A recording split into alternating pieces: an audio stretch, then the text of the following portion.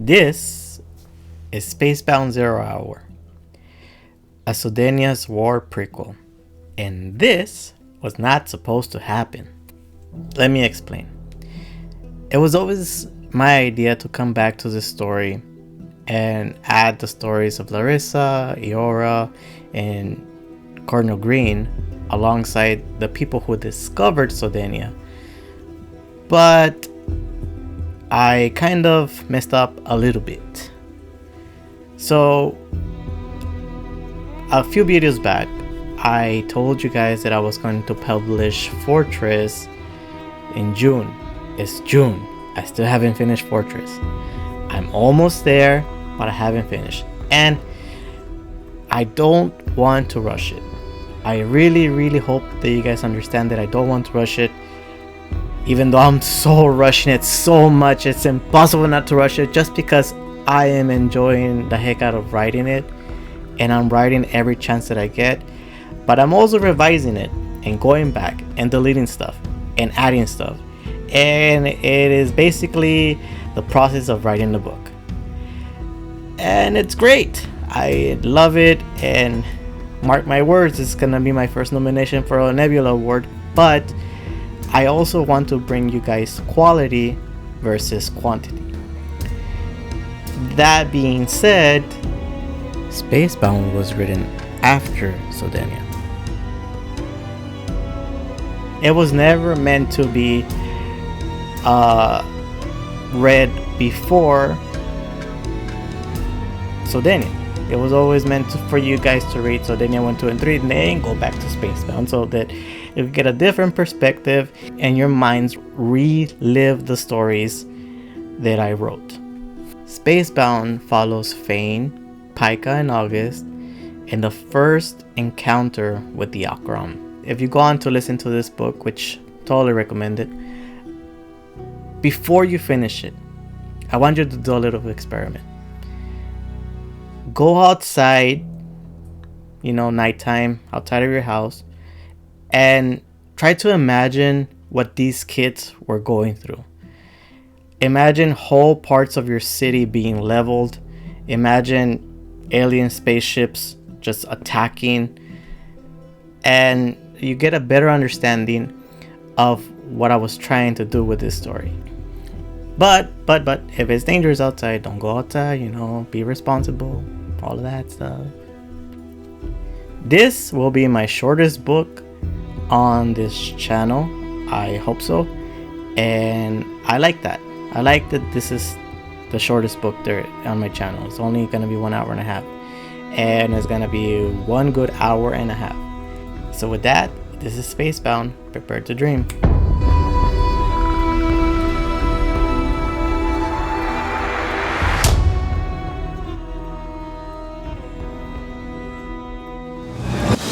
Life interrupted. It was Fain's last day of school before spring break, and he was excited to get it over with.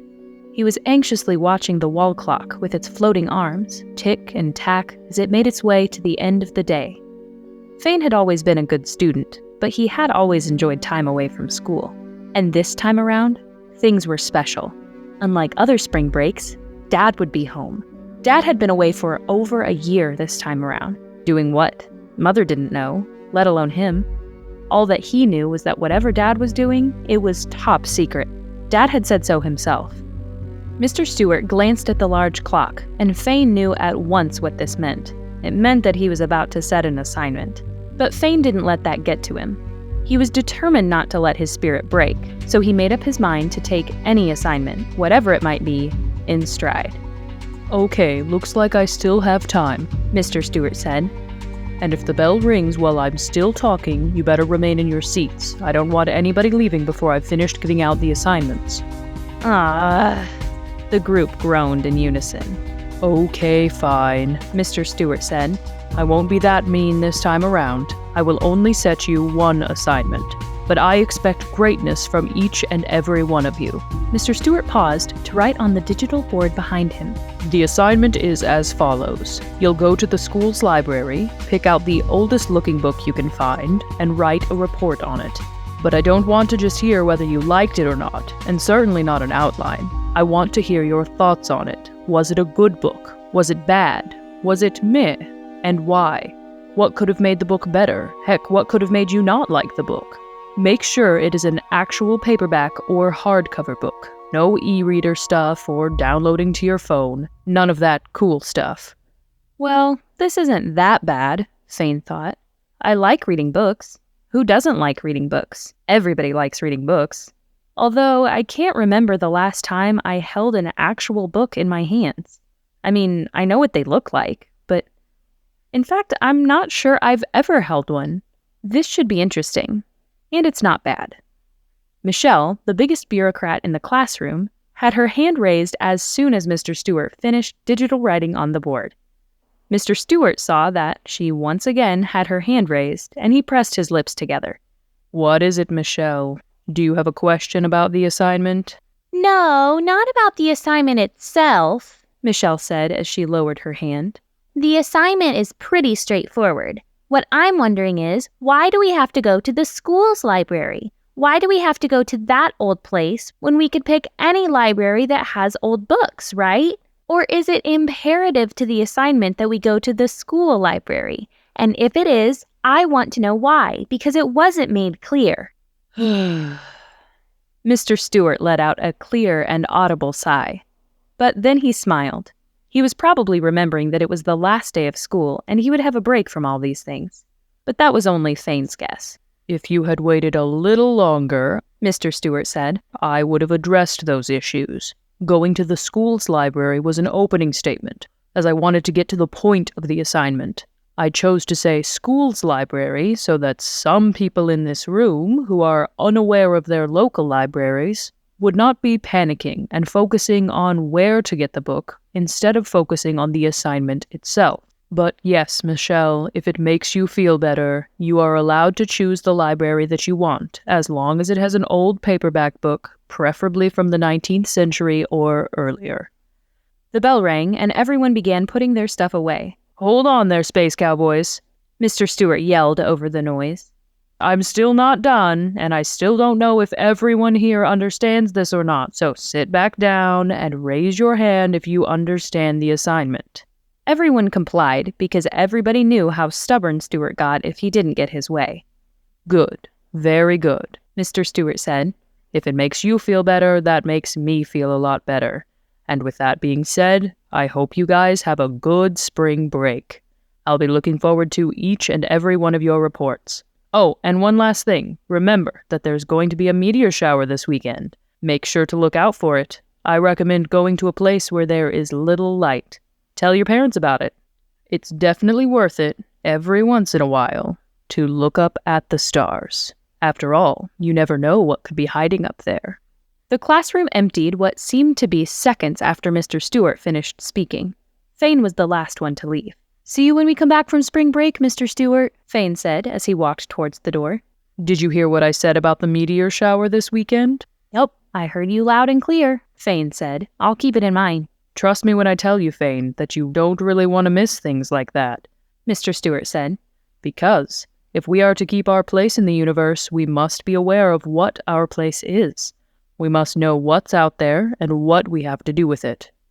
Anyway, I hope you watch it. It is going to be one spectacular show. Astronomers from across the world are paying close attention to this one. This is going to be special for some reason. Yeah, I'll make a point to bring it up with my parents, Fain said as he walked out the door. Thanks for letting me know again, Mr. Stewart. See you when I get back from break. Well, that was weird, Fain thought. Who would have thought that Mr. Stewart was so into stars and stuff? With all the advancements and telescopes that have been made, and all the pictures readily available, I didn't really think there was much need to look up. Maybe he's right. Anyway, where's the library again? Fain made his way to the library, following the map on his school app. He couldn't help but feel some measure of incompetence for having to rely on an app to take him to the school library. After all, this was easy. He should know where it was by now. But at the same time, another part of him reminded him that the school was not small at all. In fact, it was one of the biggest schools in the region. As he walked down the long corridors of the school towards the library, he began to notice that fewer and fewer students were still around, and when he got to the school's library, he was the only one there. It looked like no one had been inside in years. If it wasn't for the bots cleaning the carpet and shelves, the place would be deserted. Fain didn't even know where to start searching for his next book. It was all too overwhelming, but he knew that he had to start. He just walked through the aisles, but none of it resonated with him or caught his interest, and most of the books seemed so long. He wanted an easy read, something to the point. As he walked by the strategy aisle, he stopped. Something about that aisle looked interesting, and after reading several titles, one of them stood out from the rest. The Art of War. This is perfect, he thought. It's not too thick, so it won't take forever to read, and it looks interesting enough. He then took out his phone and opened his school app. As he put the book inside his backpack, the app updated automatically, registering Fain as the borrower. I wonder what people used to do before apps, Fain thought, unable to come up with an answer. Fain stared at the other bookshelves for a few minutes, and he also walked around the second floor. But having nothing else to do in the library, he decided to leave.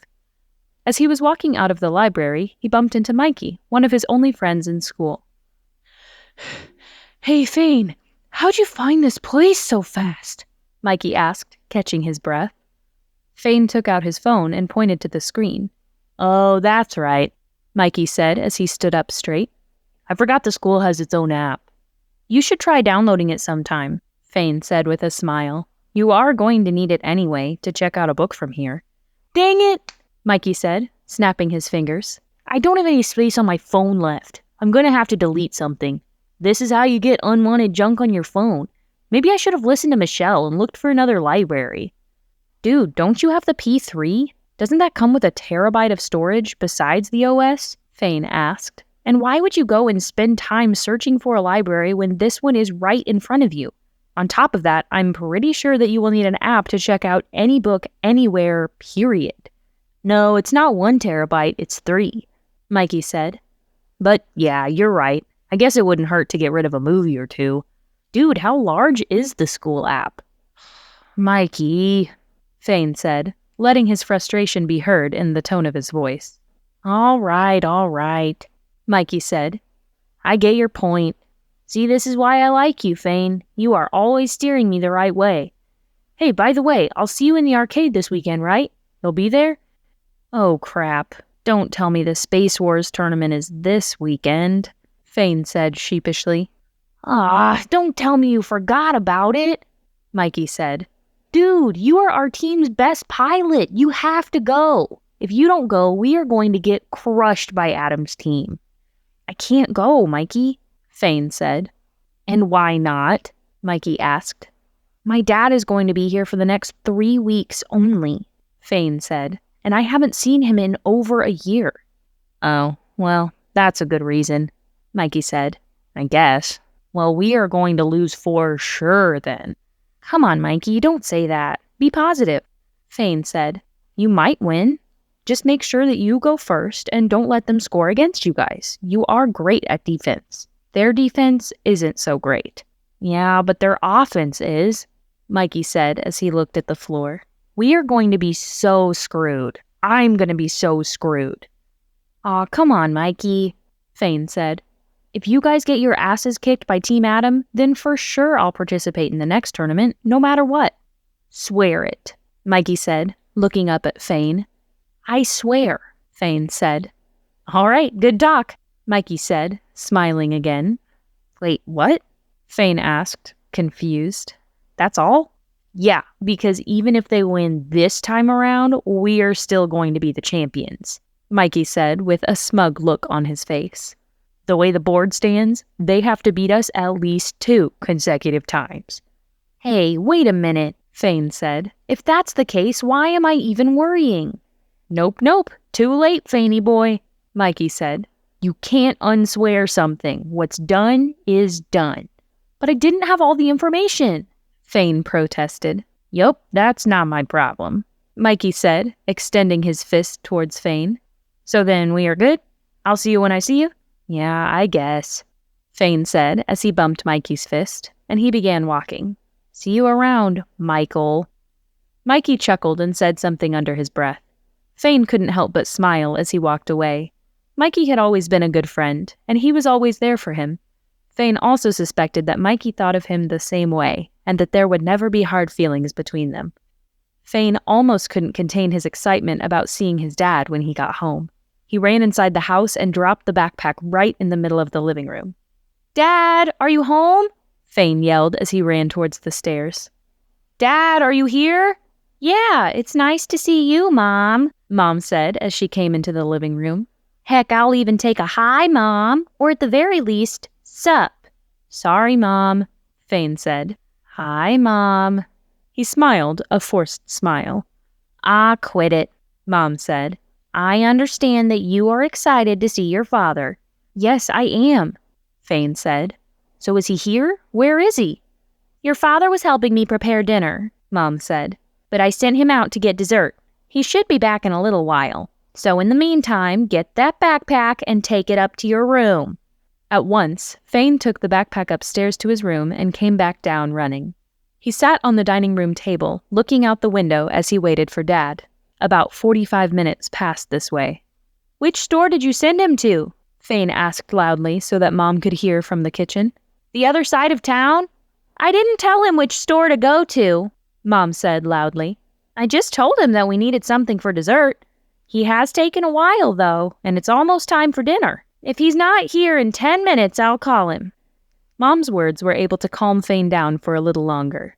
He watched the clock on his phone intently, counting down each minute. He thought that at the very least, he would get to call him. "Mom!" Fain yelled when the clock on his phone showed that 10 minutes had passed. "It's time! Give me his number, I'll call him." "He is starting to worry me," Mom said. "Let's see, where did I leave my phone?" "Here, use mine," Fain said eagerly, trying to hand her his phone. "Aw, Fain," Mom said as she rejected his phone. "Even if I used your phone, I still don't know his number." But then they heard a hover pull up to the driveway. Fain saw it through the dining room window. It had to be Dad. There was no other person it could be. "Finally, there he is," Mom said. "He was beginning to worry me." Dad walked in through the front door, carrying a large grocery bag. Fain knew the store logo on the bag. It was just a few blocks. Why did it take him so long to go there? Even without a hover, Fain was sure that he could walk there in 15 minutes or so. Regardless, Fain got up from the table and ran to Dad. "Hey, buddy," Dad said as he embraced Fain. "It's good to see you." "Welcome back, Dad," Fain said as he embraced Dad back. "We were just about to call you." "You were?" Dad asked. "Even if you had, I didn't have my phone with me. I left it upstairs. You know Mom's rules. No phones when it's family time. But I was really trying to hurry over." "Where were you? What took you so long?" Mom asked. "Did you go over to the bakery and make it yourself? Better yet, did you go and plant the ingredients we need to bake the pie?" She chuckled. "I'm starving," Dad said as he patted Fain on the back and snickered at Mom's questions. "And so are we. But don't try to change the subject." "So?" Mom asked again. "You know, there were a lot of people out there," Dad said as he walked towards the dining room table. "The grocery store was full. All the registers were open, and people were buying an incredible amount of food and water. The traffic to get there and to come back was horrible, too." "It isn't a holiday today," Fain said. "I don't think there's going to be a holiday for quite some time. I wonder what was causing all those people to go to the store." "You're a good thinker," Dad said. "I wonder the same thing, too. We should turn on the news just to make sure. Maybe there's something going on that we don't know about." "No, I don't think so," Mom said. "It's already time for dinner, and I intend to have a warm dinner and not a cold one. So get ready for dinner, and afterwards we will watch whatever you guys want. But now we'll eat." As they sat down to eat, Fain realized he couldn't remember the last time he had felt this whole, the last time he had felt this happy. Although Mom has always tried to make the best out of it, to pretend Dad's absence didn't bother us, it did, he thought. Maybe because we never really knew what was going on, what he was doing. It made things worse that we seldom heard back from him. Why does anything need to be top secret in the first place? "So, what's happening in school?" Dad asked as he cut a piece of his steak. "Anything interesting? Anything new? Did they give you a lot of homework for spring break?" "No, I don't think it's a lot of homework," Fain said, with his mouth half full. "But maybe it's because we complained a lot and made the teachers change their minds. I just have to read a book and report on it." "Oh, really?" Dad asked as he took a bite of steak. Have you already chosen the book? Yeah, I went to the school's library before I came home, Fain said. Teacher said it had to be an old book, a physical book, paperback or hardback. The older, the better. So I chose The Art of War. Oh, nice. Sun Tzu. Although you might find it hard to understand fully, Mom said. I am already finding it hard to understand. Sun the what? Fain asked. Dad chuckled. Leave it to your mom to know all the books. That's the author of the book. It's a good book. I am interested to hear what you think of it. So both of you have already read it? Fain asked. But before they got the chance to answer, Fain's phone rang. He quickly picked it up to put it on silent. As he did so, he glanced at the screen. It was Mikey. Weird, he never calls, Fain thought. If anything, he would text, but I told him that I would be busy with my parents. Fain Jegga, Mom said. What have I told you about phones at dinner time? I'm sorry, Mom, Fain said, as he put the phone down far out of reach. It was just that I had forgotten all about it when Dad got here. But then Mom's phone also rang. Hers was all the way inside the kitchen. Can't we get a moment of peace? Mom said with a slight smile. So, what do you have to say for yourself, honey? Dad asked as the phone went silent. Hey, it's your fault, Mom said, trying to hold back a smile. I was waiting for you all this time and I didn't want to miss your call, just in case. Oh, now it's my fault, Dad said, pretending to act offended. Chuckles went around the table, but then Mom's phone rang once more. Mom buried her face in her hands and got up from the table to go get her phone. At the same time, Fain's phone vibrated and didn't stop vibrating, but Fain didn't pick it up. Go ahead, Dad said, nodding. Maybe it's something important. Fain had another missed call from Mikey and 7 unread text messages listed on his notification screen. Why aren't you answering the phone? Dude, pick up the phone. This is important. There's some crazy stuff happening on the news. Have you seen the news yet? Dude, if I were you, I'd drop whatever you are doing and turn on the news. You know this is serious because I don't even watch the news. I'm not even kidding. This is important. We are so screwed. Shit. It's a friend from school, Fain said, still staring at his phone. He wants me to turn on the news. Then Mom walked into the dining room with the remote control in her hand. She turned on the TV, and a thin digital projection appeared in the dining room. She quickly tried to find a news channel. Then the dining room fell dead silent as she found the news channel. Some government agencies are calling this first contact, the news anchor said. But others say that the threat goes far beyond that, and they are calling it a full-on invasion. Fain didn't know what to do, or what to think of the situation. But the images that he saw on the TV shocked him to his core. It was a cluster of strange-looking ships making their way towards Earth. Could aliens really be coming to Earth? We are leaving now, Dad said as he got up from the table. Just get an extra set of clothes, warm clothes if possible. I'll put whatever I can in the hover. We are leaving in no more than 10 minutes. Where are we going? Mom asked. Somewhere safer than here, Dad said as he ran up the stairs.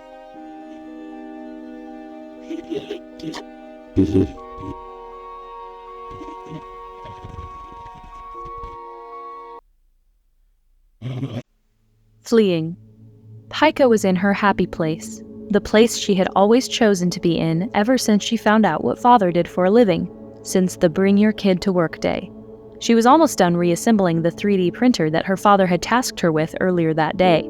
Pica had always looked forward to the weekly challenges, and she was even more happy because they were beginning to feel like actual challenges. They were becoming difficult in nature. She felt that with every task completed, she was closer to becoming an engineer, just like Father. Mother had always supported her becoming an engineer, and she helped Pica any way she could, whether it was with the sometimes complicated math or explaining things to her in other ways that made it easier for her to understand. Mother was a mathematician, and a pretty good one. She had written several books on the subject, and her name was pretty well known. But Mother also knew that Pica took after her father. She liked tools, and she liked fixing problems with her hands. Pica's dream was to one day be able to work on an actual spacecraft. She was especially aiming to be a part of the Earth-Mars highway that everyone was talking about. She could see it all now. Her with a full spacesuit, floating around in zero gravity, working on one of the acceleration gates. She felt butterflies in her stomach just thinking about it. When she was done reassembling the 3D printer and making sure it worked, she gathered her tools. It took her a few seconds to pick everything out and put everything in its place. She picked up the printer and ran downstairs, excited to show her parents what she had done. Mother, Father, Pika said as she ran down the stairs. Look at what I was able to do, and I didn't even have to look at the manual. At first I thought that it would be complicated, but when I started putting it together, it was easy. It only took me a few hours. No response. Pika was used to hearing a response right away from her parents, even before they had seen her work, so she was instantly worried. She left the printer at the bottom of the stairs and ran towards the living room, where she had heard noise coming from the TV. She found her parents riveted to the local news broadcast. Mother, Father, Pika asked as she got nearer. Is everything okay? I got done with the printer. But they didn't respond. Instead, Father held up one finger, asking her to wait. That was when Pika began to pay attention to what they were saying on the news. It looks like they are not slowing down, one of the news anchors said. As far as the translation of the message they are transmitting, we have yet to hear from any of the linguists. We remind you that 23 of the best linguists in the world are working hard to decipher the alien message, but so far, no luck. They zoomed in to an image of what looked like comets with limbs being hurled through space. Yes, that is correct, Cheryl, the second news anchor said. We are just getting word that in fact they are not slowing down. The 5 alien spacecraft are traveling at a constant speed towards Earth. The latest trajectory calculations estimate that they will make landfall just 20 miles inland from the Pacific Ocean within the next hour. The next hour? Pika thought. Aliens are landing near home within the next hour? Is this real life? Is this for real? Her heart began pounding. Authorities are urging residents to stay indoors, Cheryl said, as more chaos is striking the streets with people trying to flee the city. Severe traffic and bottlenecks are occurring everywhere. We'll have the latest news for you on the spacecraft as soon as we get it, the second news anchor said. For now, there have been many speculations regarding where the alien spacecraft are coming from and what their intentions could be. The TV droned on, covering the alien spacecraft heading towards Earth. Pika's heart began to beat rapidly. She didn't know what to do, but she knew that she had to do something. They had to do something. Staying inside the house was just about the most reckless thing they could do. But what could she do? She had to get them to leave. Mother? Father? She asked. Again, there was no reply. Pika went up to the TV and turned it off, and the display disappeared into the ceiling. Hey, what are you doing? Father said. We were watching that. Turn it back on. We need to leave, Pika said. And we need to leave now. Pika, you know we can't leave just like that, Father said. We need to have more information on the matter. We don't even know if they are hostile or not. So are we going to stay here and find out if they are hostile or not? Pika asked. That doesn't seem like a good idea, Father, because if they do turn out to be hostile, we will be stuck. They just told us to remain indoors, Mother said, gesturing to the TV. It's going to be dangerous out there. A lot of people will be trying to get out of the city. Anywhere is better than here, Pika said, because if something does happen, we are going to be stuck, maybe even trapped. Staying here is dangerous, can't you see? We are going to be stuck regardless, Father said. I am sure that after hearing what we just heard on the news, everyone is going to try to leave the city. Do you know how many bottlenecks that's going to cause? She hated when her parents were stubborn, or in this case, perhaps they didn't take her seriously enough. They usually treated Pika like their equal, like her voice always mattered. But every once in a while, her parents were both stubbornly on the same page. Yes, that's right, Pika said. But we are close enough to the edge of the city to make it out if we go through the coast. And we will make it out of the city for sure if we leave now. I'm not sure, Mother said. Seems a little bit rash. The only thing that's rash, Pika retorted, is us staying here and waiting on some news or information to be made available to us. Only 50% of that news could possibly be good, while the rest will bury us. Pika instantly regretted the harshness in her voice. but she had to make her parents think. "Pika, watch your tone," Father said.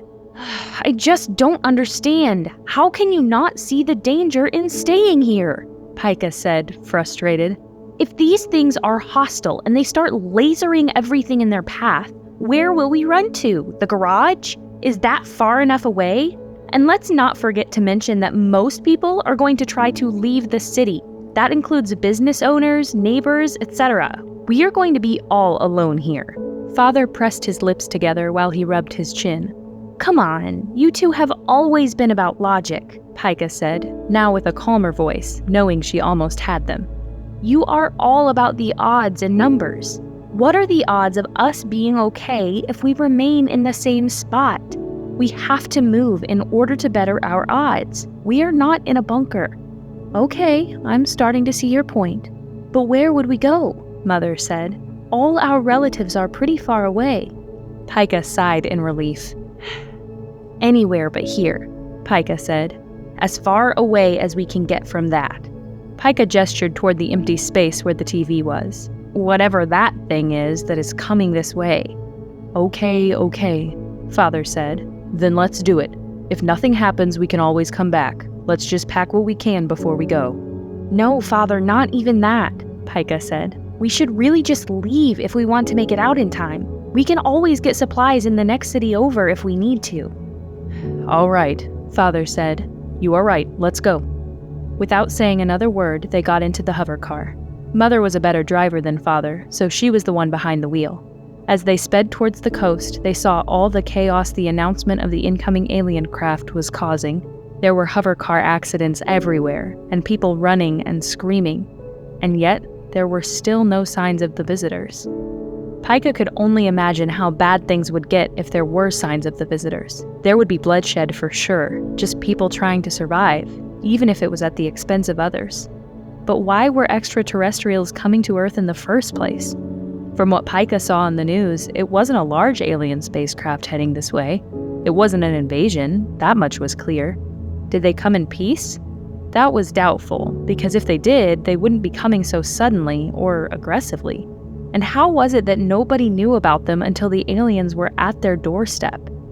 So many questions, so few answers, Pika thought. And there's no way of knowing any of those answers until the things come to pass. Father reached out to turn on the radio. "Father, please don't," Pika said. "We will get distracted if we do. Once we exit the city..." "You're right. Don't worry, we'll be all right," Father said, trying to sound comforting. "There aren't too many people heading this way. You were brilliant for thinking of it, Pika." Landfall. August and his family were riding down PCH, attempting to circumvent the traffic when the alien ships made landfall. Air raid sirens could be heard all over the city. They had the radio on, but it was tuning in and out. They knew the alien ship had made landfall because of the large explosions coming from within the city. Things had gotten much worse in the last half hour. People were coming out of nowhere, jumping in front of cars, trying to hitch a ride. They looked panic-stricken, almost mad, some with blood all over their clothes. Was it human blood? Or something else? August didn't know. It broke August's heart not to be able to help all the people that were asking for help along the highway. He didn't quite understand what they were doing there on foot in the first place. Could it be that they were trying to speed along the highway and they ended up crashing their hover cars? That would explain the mess of cars he had seen thus far. For a few seconds, August wondered if life after these events would ever be the same. If he would get to live out life as a normal kid. If he would see his friends from school once again. If he would ever get to go back home with his parents. Or even if they would survive at all. He had more questions than answers, and the more he attempted to answer the questions, the more he wondered. "Step on it, Henry," Mom said. "If you go any slower, these people are going to be able to get on the car." "Ella, if we go any faster," Dad said, "we might hit one of these people. They are already trying to jump in front of us. And if we do hit them, we might lose control. That might be what happened to them in the first place." "Can't you go any faster?" Mom asked. "We need to get out of here as fast as possible." "Ella, you are really testing my patience," Dad said, frustrated. "I am going as fast as I can. I am going as fast as I can." Just look to your left, Henry, Mom said. Just look to your left and let me know what you see. Mom was referring to the large explosions that were coming from within the city. They were larger than anything he had seen before. The explosions left huge plumes of dark clouds behind, and with every one of them, the sky became darker. He wasn't sure if the explosions were caused by the aliens that had just landed, or if they were human-made. There was also a lot of military movement. Jet fighters flying over the city, tanks and trucks headed towards the explosions. It looked like a full-on war zone, the kind of war zone August had read about in the history books. Brave, August thought. When others are running away, they run towards the bad. They stay and fight, the strong fighting for the weak. You really want us to crash, don't you? Dad asked. I need to keep my eyes on the road ahead of me. It's already hard enough not hitting anyone, and it's beginning to get dark. And I need you to look to your left, Mom said, so that you can see what will happen to us if we don't hurry up and get out of this damned city. Okay, Dad said as he accelerated a bit more. There, are you happy now? Really, Henry? That's all? Mom said. It really didn't change. Just as Mom was saying that, a pedestrian threw a trash can at their hover car, causing Dad to swerve wildly across the highway. Luckily, Dad was able to get the hover car under control. Please help us, the same pedestrian yelled from afar. Please stop the car, please. The voice trailed off. Do you see now, Ella? Do you see? Henry said. Mom crossed her arms and turned the other way. We still need to get out of here as fast as we can. Yeah, Dad said. But I'd much rather get out of here inside the hover car. Don't push it, Henry, Mom said. August looked out the window of the hover car until he couldn't stand it anymore. There were just too many people asking for help. The thought of even leaving one person behind made his throat choke. I really wish there was something we could do, August thought. But what can we do? There are just so many of them, and there's only room for maybe 2 more people inside the hover car. What would happen to the other 40 or 50 people that we've come across? How can we choose who to help? And if we were in their shoes, would they help us? Probably not. A tug of war would ensue for sure, and we would all end up going nowhere, or being hurt, or even worse, killed. But maybe we can snap some sense into them. Maybe we don't have to stop to help. Dad, is there any way we can help these people? August asked as Dad carefully swerved to avoid the people and other hazards. They look lost. Can we just tell them where to go? August, I think these people are beyond help, Dad said in a calm manner. Even if we tried, they would probably end up taking the hover car from us and crashing it just up ahead. Something snapped inside these people's head. Something we cannot fix. What will happen to them? August asked. Before Dad was able to respond, the radio came back on. It is clear now that they did not come in peace, the radio host said. In fact, quite the opposite. They came armed and they are destroying everything in their path. There are several ongoing military attempts to stop them, but none of their weapons seem to work on the alien craft. The aliens are steadily advancing towards the ocean. Crap, Dad said. They have been broadcasting some kind of message, the radio host said. But so far, no one has been able to figure it out. According to what I hear, they have some high-level linguists working on it. That's enough of that, Dad said as he turned off the radio. Right now, we just have to focus on getting out of here. Henry, slow down! Mom yelled. I thought you wanted me to speed up, Dad said. Now you want me to slow down? What's the matter with you? I said slow down, Mom said. Look up ahead. There's something over there. She pointed to the road. There was a huge pile up ahead on the road, right where it curved. It looked like hover cars had kept on crashing in the same place, one after another. The pileup was so large that it blocked most of the road, leaving only a narrow path on the edge of the highway, near the cliffs that led to the ocean. What the heck is that? Dad asked. It looks like a wall of hover cars, Mom said. Why would they keep crashing in the same place? Dad asked. The road curves up ahead, August said. Maybe they were going too fast to turn, or maybe they weren't looking or paying attention. Yeah, maybe, Dad said. But that seems a little excessive. As they neared the wreckage wall, 2 silhouettes formed near the narrow open path. They were just standing there, unmoving, and by the looks of it, they weren't planning to move. And who the heck are they? Dad asked as he honked insistently. As they got even closer, August was able to distinguish a bit more of them. It was a man and a woman. They are the ones that caused that mess, Mom said. I'm sure of it. You can't say things like that, Mom, August said. You don't know that for sure. You didn't see what happened here. Whoever they are and whatever they did, Dad said as he kept honking and flashing his lights. They better move, and they better move fast because I have no intention of stopping. What? No, you can't do that, Dad, August said. They might not be able to move. Maybe they are not themselves. Well, we are not stopping. I am giving them every chance to move, Dad said. And if they don't move, it is because they don't want to. But Dad, August pleaded, you can't run over someone. You might kill them. August, Dad said in a softer voice. If I stop for them, it would be them killing us. They had their chance to escape, and now they are robbing us of ours. It's unfair. I'm not stopping. I am sorry, son. Dad accelerated the hover car. You don't know that, August said, covering his head and closing his eyes. Give them a chance. August felt the car decelerate and come to a stop. When he opened his eyes, he saw Mom holding Dad's arm.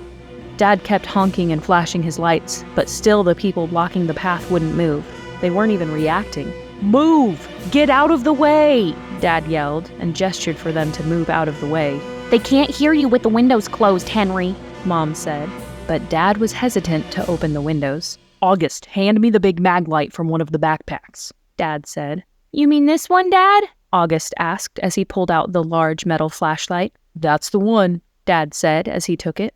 Dad crept closer to the people and the narrow path, and still they did not react. Henry, Mom said as she looked in the side mirror. Whatever you are going to do, you better do it quick. There are a lot of people coming this way. They all turned around at once. There was a mob of people running towards the stopped car. Hey, move out of the way, Dad said, sticking his head out the window and pointing the flashlight at the people blocking the way. Damn it, if you don't, I will run you over. I don't care. Did I screw this up? August thought as his heart pounded. Was giving them a chance not the right thing to do? Then the two people blocking the path ran towards the car, but one of them, the man, veered towards the rolled down window. The man tried to make his way inside the car while the lady hopped on the hood. Dad and Mom were both struggling with the man until Mom took the flashlight from Dad and swung it at the man's face with what seemed to be full force. The man recoiled and stepped away. Step on it! Mom yelled. Dad accelerated, and the woman slid off the hood. As he drove through the narrow pathway, it seemed like the hover car wouldn't fit. Debris from the other wreckages were already scratching the left side, and the right two engines were compensating heavily for the lack of ground. Henry, they're coming again, Mom said, paying attention to her side mirror. I'm going as fast as I can without falling off the damn cliff, Dad said, with both hands on the wheel.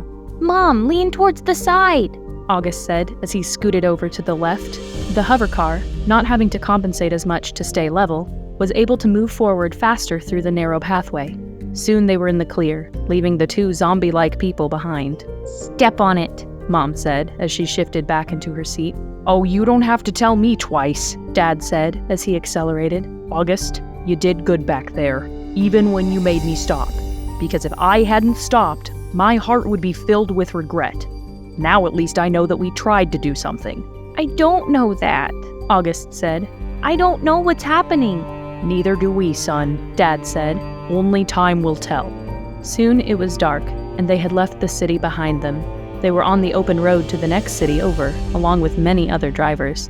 But it was hard to forget the city they had left behind, as the constant flashes and reddening of the sky reminded them that there was a war back there.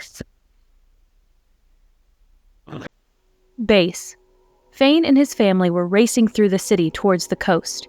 Fain's dad was trying to take every shortcut that he could to reach the coast before the aliens got there. It was a dangerous thing to do.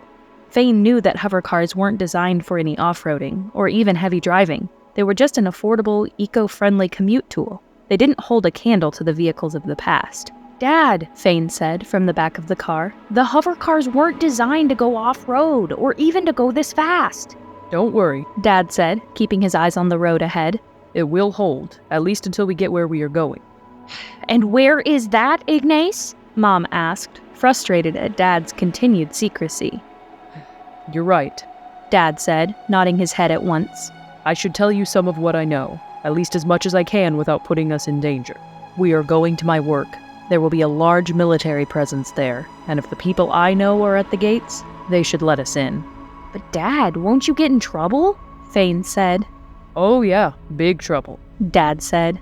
They might court-martial me, recover my clearance, and who knows what else. But as long as I don't tell you the more sensitive details, we should be fine. I don't like this, Mom said. That's the only place I can think of that we will be remotely safe, Dad said. There's too much city all around us, and too many traffic jams to try to get somewhere else. This is all we've got. Why is there a military presence at your work? Mom asked, with clear discomfort.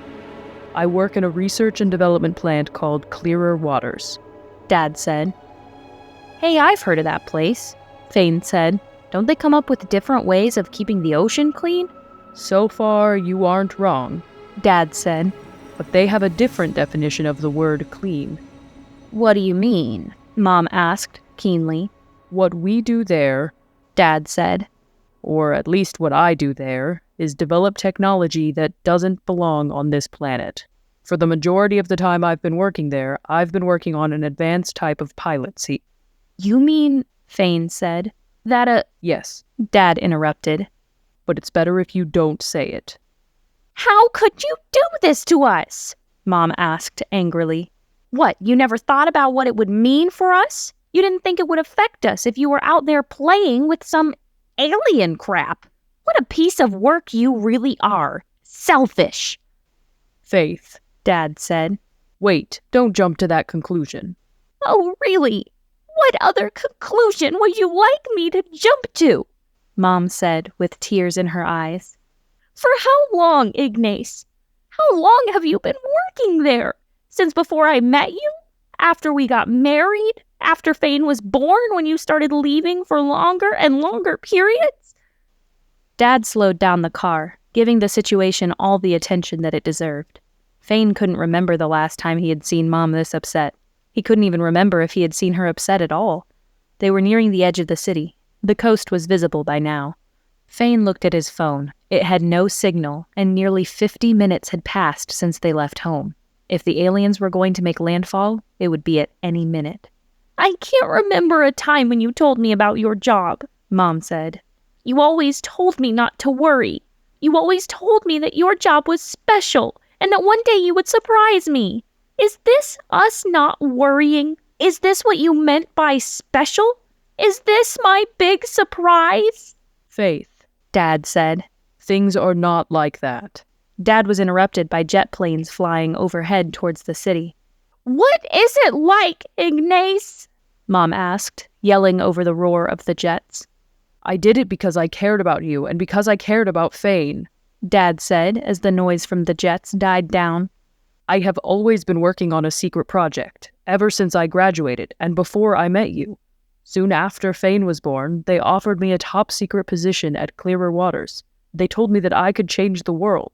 They told me that I would make a difference, and that my contributions would be vital to the survival of the human race. So I went for it. Not because I was selfish, not because I wouldn't miss you or Fain, but because I didn't want to leave the lives of my family in someone else's hands. I wanted to be absolutely certain that whatever was needed to ensure humans would survive, it would be the best it could be. There was only one way. Everyone in the hover car fell silent, with only Mom sobbing and fighting back the tears. A few minutes later, Dad was turning on to PCH, finally making it out of the city. You could have told me, Mom said after a little while. I wouldn't have said anything to anyone. I know you wouldn't have, Dad said. But I didn't want you to worry. Worrying or not, Mom said, was a decision for me to make, not for you to make for me. I'm sorry, Dad said with a soft voice. Mom didn't say anything else. Instead, her hand reached over to his. The facility is just up ahead, Dad said. We'll get through this. Fain had seen the facility that they were heading to before, but back then he never thought anything much of it, except for its size. It was a large, cuboid shape. Its walls had very few windows, and more than half of the building was in the ocean. The name stamped on the side of the building, Clearer Waters, glowed neon blue. The front of the building showed a lot of movement. Military trucks stood at the gates, along with several soldiers on foot. Then air raid sirens began to sound loudly all over the city. Soon after, loud explosions followed, and the sky began to flash red. "Dad, are you sure they will let us in?" Fain asked. I'm not sure, Fain's dad said. but that building runs 10 levels down, and it's probably one of the safest places in the city. "I hope you know what you are doing," Mom said. Yeah, I hope so too, Dad said. As Dad pulled up to the Clearer Waters gate, the military personnel began gesturing at Dad to keep going on the road. When Dad approached a bit more, they pointed their rifles at the hover car. "Stop right there!" The soldier yelled. "This area is off limits. Turn back around immediately." Dad put his hands up right away, and in his left hand he was holding some sort of badge. Roll down the window, Dad said under his breath. Mom rolled down his window using the controls on the console. As the window rolled down, Dad put the hand that was carrying the badge out the window. When the soldiers saw it, they lowered their rifles, and one of them approached Dad. Once Dad saw that there were no rifles pointed at them any longer, he lowered his hands. "I'm sorry, sir. This area is off limits, even for you," the soldier said, outside Dad's window. His ID badge read Remo. "We have orders not to let anyone into the facility, not even those with clearance, let alone civilians." Remo looked towards Mom and Fain. This is my family, Dad said. And this place is the only chance we have of surviving what's coming. Dad pointed to the large facility. "I can't disobey my orders, sir," Remo said. Is Lieutenant Colonel Green around? Dad asked. Let me talk to him. He may be able to get us inside. "I'm sorry, sir," Remo said. "Lieutenant Colonel Green left for command some time ago. As of now, we are having trouble with the radio. I'm afraid contacting him will be next to impossible." Can you please try? Dad asked. "I'll see what I can do," Remo said as he walked back towards his post and pulled out the radio. Damn it, Dad said as he exhaled and he punched the steering wheel. "Calm down," Mom said. "They're calling him now." I should have thought of something else, Dad said. Meanwhile, things were getting really loud in the city. More and more explosions were occurring, small and large. The light poles in front of them were shaking, which meant that there were severe tremors happening. Shit, Dad said when he noticed the poles shaking. Get ready to run, hands on the door handles. Fain turned around to see what was happening, and it was then that he saw it. One of the alien spaceships was upon them. The alien spaceship was breaking its way through the buildings in front of it as if they were made of sand. The alien spaceship looked larger in real life than what Fain had seen on the news. Up close, it looked like an elongated octahedron shape with 4 limbs sticking out. The limbs were wide open, with what looked like weapons coming out of them. "Get inside!" Remo yelled and gestured for them to get out of the car. "Get inside!" The soldiers aboard the truck began to fire at the alien ship, but to no avail. The ship didn't even move. Let's go, Dad yelled. Let's go! Dad was first out of the car, then Mom, and lastly Fain. Fain had struggled with the door due to his nerves getting out of control. Dad made sure to go get Fain, and then they all ran towards the big building. But as they got halfway to the building, the alien spaceship opened fire. A downpour of superheated plasma shots began to fall from the sky, destroying and killing everything in sight.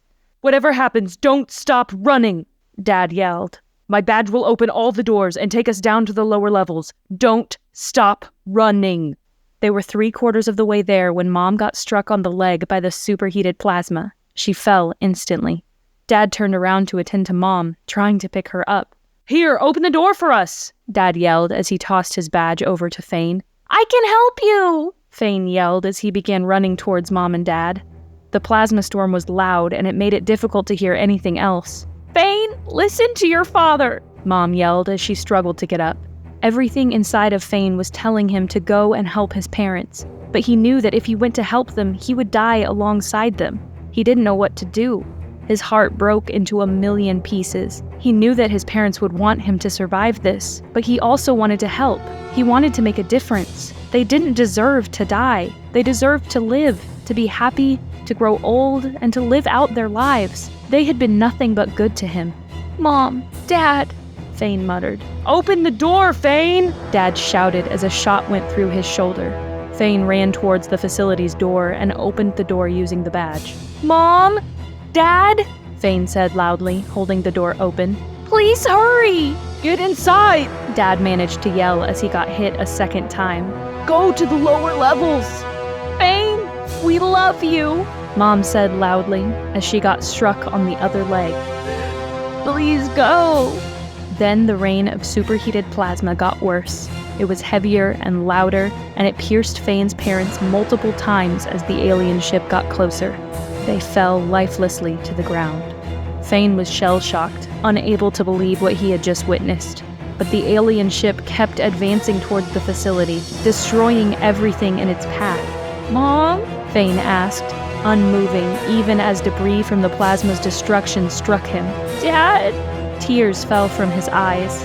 It wasn't until a large piece of metal awning fell in front of him that he began to react once again.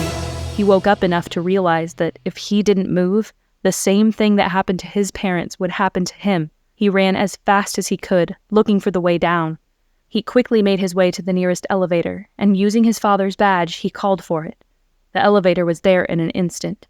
Fain went in and pressed the lowest button. It was the safest place, he figured. He didn't know just how deep the aliens' weapons would reach. Mere seconds passed before the elevator came to a stop and the door in front of him opened. From so far below the ground, the aliens' attacks were hard to hear, and so were the explosions. They sounded muffled and inconsequential. Fain stepped out into what looked like a lab. The place was filled with instruments and machines that he had never seen before. He didn't have the slightest idea how they worked or what purpose they served, but it was all the same to Fain. He had just lost the most important thing in his life, his parents. I wasn't strong enough, Fain thought as he sat down against a nearby wall. There wasn't anything I could do to save them, nothing at all. Or could I have done something to help, something that would have kept my parents alive? Fain didn't even bother wiping away the tears. Mom! Dad! Fain sobbed. I miss you so much. I'm sorry for being weak. A few minutes passed. The noises from the outside were getting louder, and the building was beginning to shake. Fain began second-guessing himself. He wasn't sure if he had made the right decision in going 10 stories down. He could be buried under millions of tons of rubble and never be found. But then he remembered that it wasn't his decision. He was following Dad's orders, and he knew this building well. After all, Dad had spent a great deal of his life working here. He thought about the possibility of the building collapsing and burying him, but it didn't take him long to realize that the fact that the building was underground was what made it so safe. The alien ship would basically have to dig a 100-foot hole, or something along those lines. He got as comfortable as he could resting against the wall, and he closed his eyes, waiting for the noise and shaking to stop. He fell asleep. The urge to pee woke him up, and the urge was too great to hold it in for much longer, so he ran looking for the nearest restroom. Luckily, it wasn't long before he found it. As he finished, he automatically went to flush the stall, and to his surprise, there was still running water. Then he began to notice the things around him. The lights were on and not flickering. The building wasn't shaking anymore, and everything was silent. Did it stop? He murmured. Is it over? He looked for a clock, and it wasn't long before he found it. It was a little past 6 a.m. I fell asleep for that long, he thought. Memories of the day before flooded his being, causing instant grief, but he did his best to set them aside for now. He knew that he had to get out of this place. He wiped his tears and headed straight for the elevator. He got to the elevator in no time, knowing exactly where it was. But when he slid his dad's card to call the elevator didn't come. In fact, there was no movement, no beeping sound to confirm. Well, good thing this isn't the only way out of here, Fain murmured. Or if it is, I am royally screwed. He walked to the nearest corner of the building, figuring that there would be a staircase there, but there was nothing. Then, as he looked around, he saw green glowing signs with the word exit and an arrow on them. Fain wasted no time and followed the stairs that hung from the ceiling. Soon he was in front of a sign that said stairs. He went towards the staircase, not needing his dad's badge to open the door. At first he began running up, but after the 3rd floor up, he was tired and breathing heavily. He wasn't used to that kind of exercise. As he reached the 6th floor up, he realized he could go no further. Rubble and debris were blocking the way. Water was also leaking from within the rubble. This can't be good, he said as he ran towards the door that led to the 6th floor. The door was leaking water through the seams, but only a quarter of the way up. Fain opened the heavy door, and water gushed out towards the staircase. The entire 6th floor was flooded with about a foot of water. Fain knew that it would only be a matter of hours before the entire building became flooded. Water was pouring in through the walls and collapsed ceiling. Fain entered the 6th floor and began looking for another way out. Knowing where to look, he paid attention to the walls and the parts of the ceiling that weren't collapsed. Soon, he found the exit signs once again, pointing in a different direction, away from the elevator and the staircase he had just been in. In no time, he was in front of a second staircase on the opposite side of the building, but this time he was hearing voices, human voices, and heavy machinery. He ran to the staircase and found a large aperture in the ceiling, where he saw a soldier's helmet moving about. "Help!" Fain yelled. The soldier turned around and stuck his head inside the aperture. Is anyone there? The soldier asked. "Yes! Help!" Fain said as he tried to climb the rubble to the aperture. We found one! The soldier yelled. Aftermath. Early in the morning the day after they left, Pika and her family had made it out of the coastal city with not too many things getting in their way. Every now and then they would get the occasional stubborn hitchhiker standing in the middle of the road. There were also plenty of checkpoints along the way. Military trucks checking IDs. It was as if they were looking for specific people. But Pika didn't give it much thought. All she wanted was to take a hot shower, eat, and sleep. It felt like they had been driving for an eternity. "Where are we planning to go?" Pika asked. "We are heading to your Aunt Betty's place," Mother answered. "I believe that's just half an hour away." "What?" Father protested. "I thought we were going to Cole's place." "I'm sorry, but no. That's the next state over," Mother complained. "I'm tired, and I am scared, and I don't want to be driving anymore." "Do you want me to take over?" Father asked. "We aren't escaping from anything anymore. I can handle it." "I just don't want to be outside," Mother said. "I want to be someplace safe, and I want it to be soon." "Mother," Pika said, "they said that the aliens were defeated earlier this morning." "I don't trust that radio host," Mother said, "or any radio host. They could come back at any time. You hear me? Any time." "Honey," Father said, using a soothing voice, "you don't know that. They could also not come back." "They will come back," Mother said. "I know it. They aren't going to like the fact that they were defeated. They didn't travel all the way to Earth from who knows where just to leave us alone." Mother had a point there. But still, why wasn't she calming down? "They will come back," Mother repeated, her eyes watering. "They will come back." Could this be PTSD or something along those lines? We'll need to visit a doctor soon, Pika thought. "Okay, Mother," Pika said, trying to defuse the situation. "Aunt Betty's place should be just fine. We all need to rest and eat and sleep. It's been a long day." The car fell silent. They made it to the town where Aunt Betty lived just fine, but there was another checkpoint before entering the town, and there was a long line to get into town. "With this kind of checkpoint," Father said, "Cole's place isn't sounding too far after all." "We are already here," Mother said. "At least the line is moving." Why is there a checkpoint here? Pika thought. Why have there been so many checkpoints? What is the deal? I'm going to have to ask and try to find out. They waited for 15 minutes before it was their turn to talk to the soldier at the gate. As they pulled up to the gate, another soldier walked in front of the car with a rifle in his hands. The one talking to the people in the cars knocked on Mother's window. Mother complied and rolled down the hovercar's window. "How's it going?" the soldier said once the window was rolled down. His ID tag read Nelson. "May I please see your IDs?" Nelson had what Pika believed to be a southern accent. "Sure thing," Mother said as she handed Nelson the IDs. Nelson went into his booth and seconds later came right out, handing back the IDs. "Y'all have a good day," Nelson said. "Go right on in." "Wait," Pika said before Mother drove on. "Who are you guys looking for? Why are there so many military checkpoints everywhere?" "I'll answer that question just because no one has really asked me that," Nelson said, leaning through the window to look at Pika. "As of now, we aren't looking for anyone, young miss. This right here," Nelson gestured all around him, "is a security checkpoint. Its primary purpose is to let civilians know that there is, in fact, a military presence. Just in case any civilians want to get creative with this here end-of-the-world situation we are facing. We are only trying to prevent any form of violence. Do you understand, young miss?" Thank you. Pika said as she nodded. "Now, y'all go and have a good day," Nelson said. "The world hasn't ended yet." We'll be on our way, Mother said as she put the car back into hover mode. Thanks for clearing that up for my daughter. "It's my pleasure, ma'am," Nelson said as he signaled for the gate to rise. Mother drove into the small town without saying anything else. "Well, that's awfully nice of them," Father said. Do you think there will be violence, Father? Pika asked. "Who knows?" Father said. "This is the first time that something like this has happened. The government is taking it seriously enough to prevent anything from happening. But who knows what the long-lasting effects will be?" I wish there was something we could do, Pika said. "Yeah, me too, hon. For now, let's just try to go back to our daily lives. The threat is over," said Father. We can't go back, Mother snapped.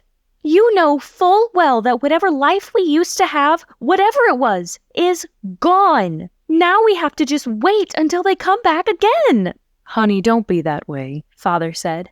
"You know that things will get better." Mother didn't say anything, but Pika knew that all Mother wanted to do was say no. She felt it in the way that Mother gripped the steering wheel.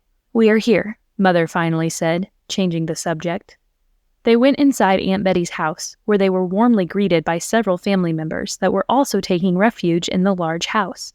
They offered food, which Pika's parents promptly refused, but they ultimately gave in after they saw that Aunt Betty was not going to back down unless they all ate. The food was good, but Pika didn't have much appetite, and it seemed to be the same way with her parents, as they were just poking at their food. After Pika ate as much as her twirling stomach allowed her, she asked to be excused.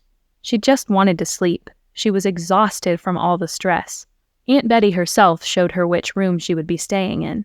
Pika closed the door behind her and went straight for the bed. The blankets smelled like they'd just been washed.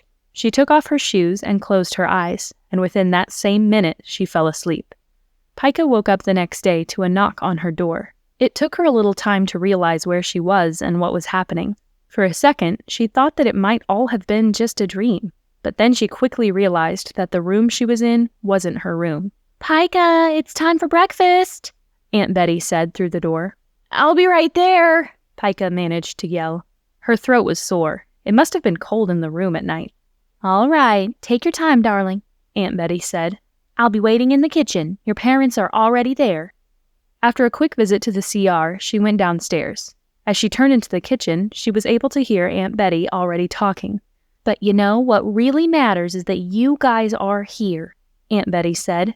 Your house can be rebuilt. It's a good thing that you didn't get hurt like those thousands of others. But I don't think a whole city can be rebuilt, Father answered with a depressed tone. And if it can, it will take decades, or who knows how long.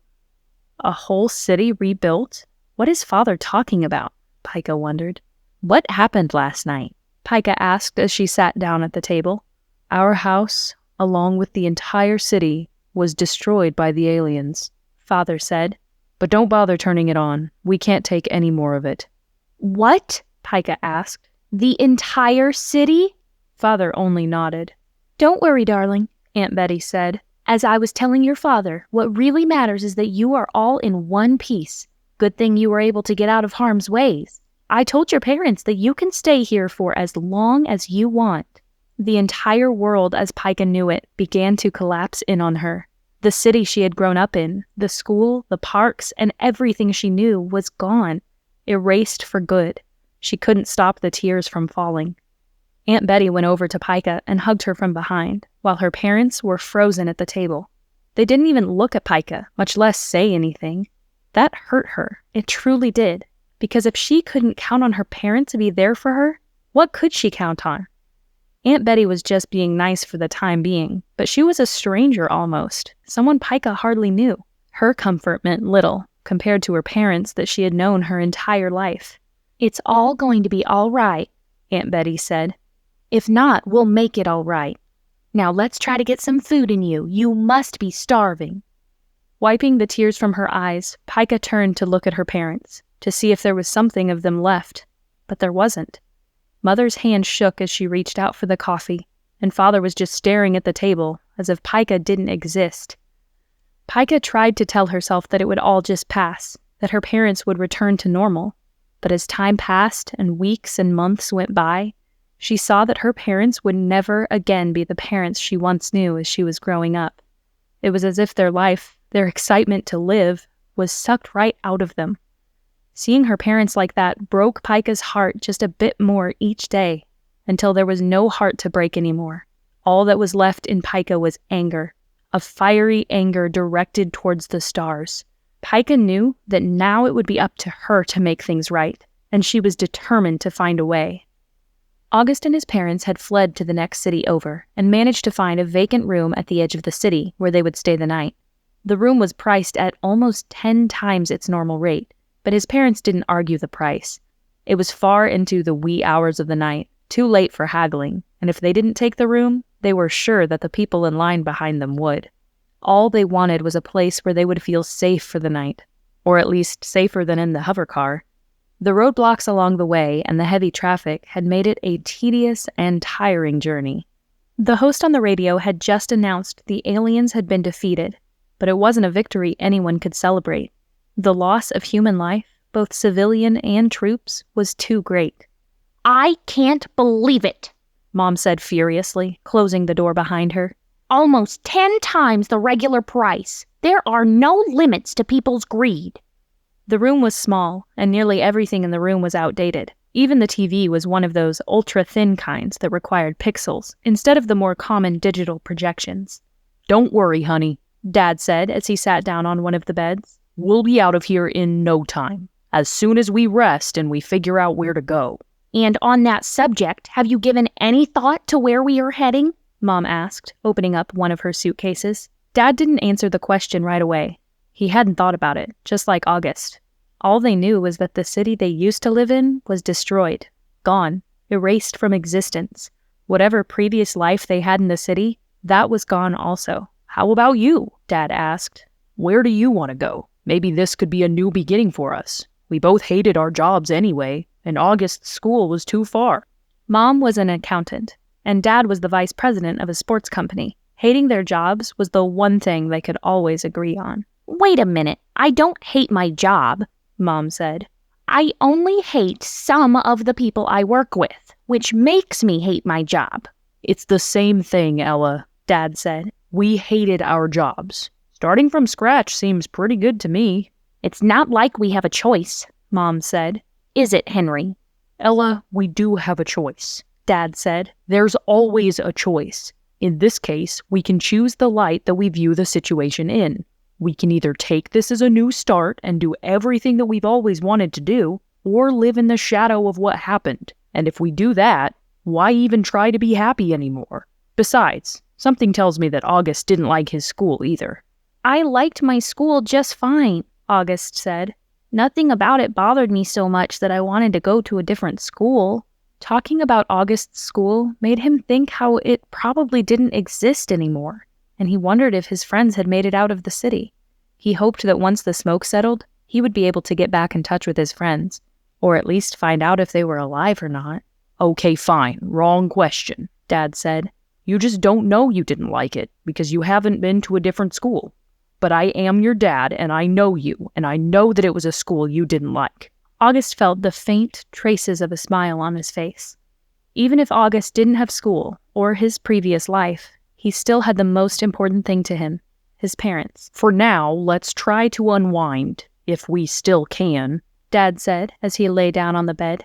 "We'll talk about it tomorrow morning during breakfast. That's if we wake up for breakfast. We are probably too broken to think. My head feels way too fuzzy."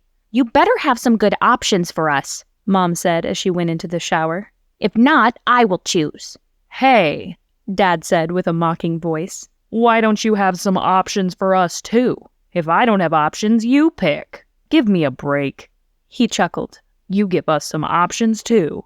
No, Mom yelled, closing the restroom door. If you don't have options for us, I get to choose. "Sometimes I think your mom is a little bit off," Dad said. "but I can't help but fall for her just a bit more every day."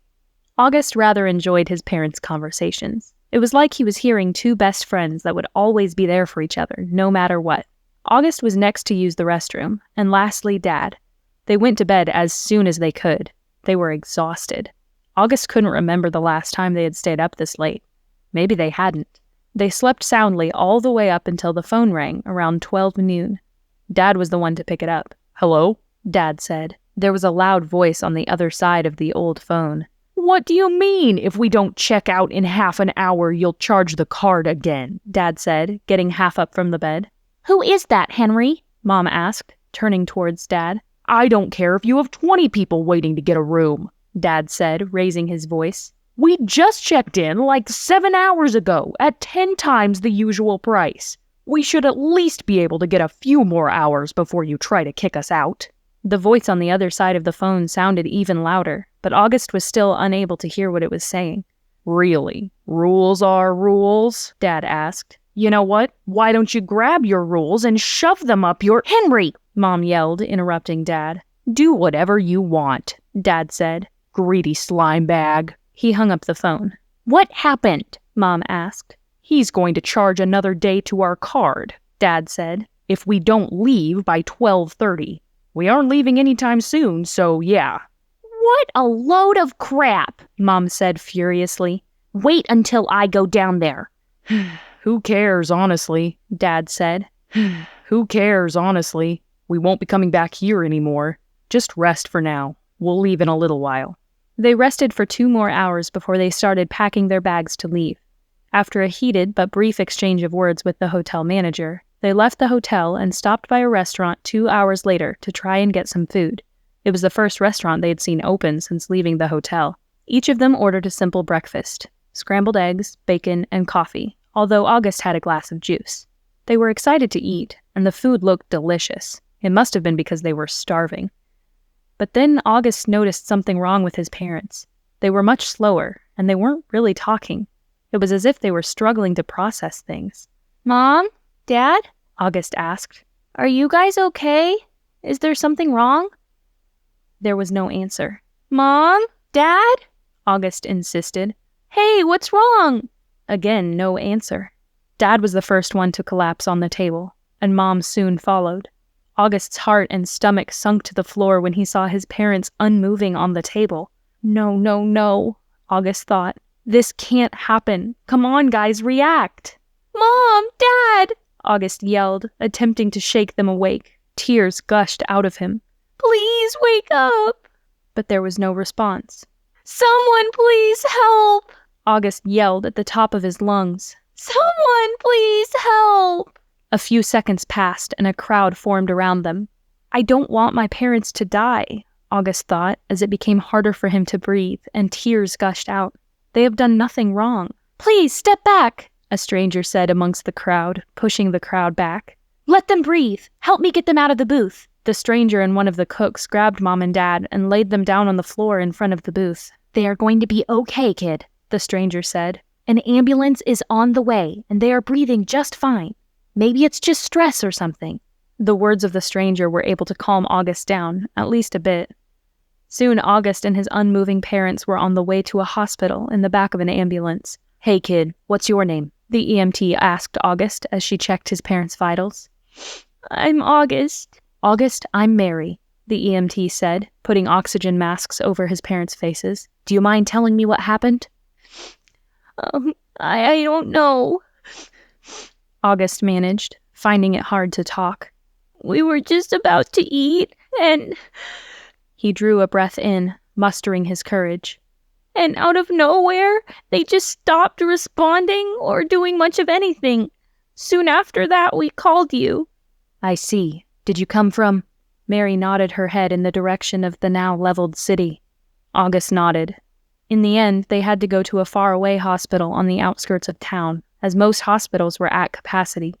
August didn't mind the 30-some-minute ride in the back of the ambulance, as long as his parents would be fine. They seemed to be in capable hands, with Mary constantly checking on them.